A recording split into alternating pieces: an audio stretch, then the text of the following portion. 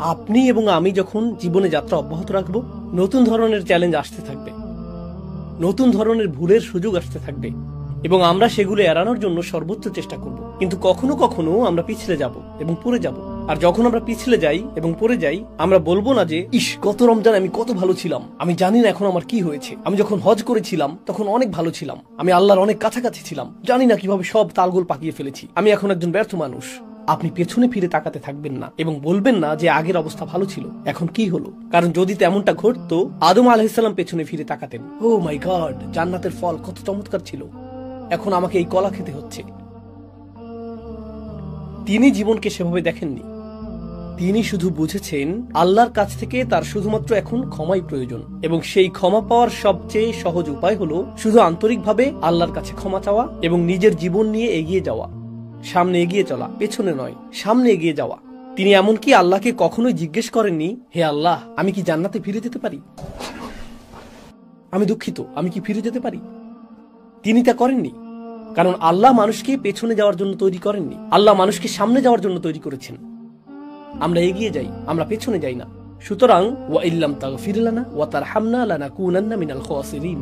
যখন তিনি তওবা করলেন, আল্লাহ বলেন ফাতাবা আলাইহি, আল্লাহ তার তওবা কবুল করলেন। আল্লাহ বলেননি আমাকে তোমার এত কুরবানি এবং এত রক্ত এবং এত কিছু দিতে হবে। না না না না, কোনো জটিলতা নেই। যখন আপনি আল্লাহর কাছে ফিরে আসেন এবং ক্ষমা চান, এটুকুই যথেষ্ট, এটা যথেষ্ট, তওবা সম্পন্ন। এবং শুধু তাই নয়, এরপর আল্লাহ বলছেন ওয়াহাদা, তারপর আল্লাহ তাকে পথ দেখিয়েছেন। ঠিক আছে, তুমি যে ভুল করেছো আমরা এখন তা পার করে এসেছি, বরং এখন থেকে আমি তোমাকে তোমার জীবনযাপনের জন্য নির্দেশনা দিচ্ছি, এখন থেকে আমি তোমাকে সাহায্য করছি, আমি তোমাকে আবার উঠে দাঁড়াতে সাহায্য করছি। এটি এমনই চমৎকার ধর্ম যে যখন কোনো ব্যক্তির পদস্খলন ঘটে, আল্লাহ তাকে বেছে নেন, তারপর তিনি তার তওবা কবুল করেন। তিনি বলেন কোনো সমস্যা নেই। তিনি শুধু তার তওবাই কবুল করেন না, তিনি তাকে নতুন উচ্চতায় নিয়ে যান। আল্লাহ তোমাদের মর্যাদা বৃদ্ধি করবেন। তোমাদের মর্যাদা বৃদ্ধি করার অর্থ কি? তোমরা আগে নিম্নতর মর্যাদায় ছিলে, তারপর তোমরা আরো উঁচুতে উঠবে। আপনি যদি ইতিমধ্যে উঁচুতে থাকেন, তখন তো আর উপরে ওঠার প্রয়োজন নেই। উঁচুতে যাওয়ার জন্য আপনাকে নিচু কোনো স্থানে থাকতে হবে। তাই যখন আমরা ভুল করি, আমরা আল্লাহর আরো নিকটবর্তী হওয়ার সুযোগ পাই, আমরা হেদায়েতের পথে নিজেকে প্রতিজ্ঞাবদ্ধ রাখার সুযোগ পাই। শুধু তওবার দোয়া করাই যথেষ্ট নয়, এটা যথেষ্ট নয়।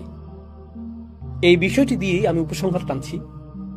আয়াতটি বলছে আমাদেরকে আল্লাহর কাছে ক্ষমা চাইতে হবে এবং তারপর আমাদেরকে আল্লাহর হিদায়াত গ্রহণ করতে হবে।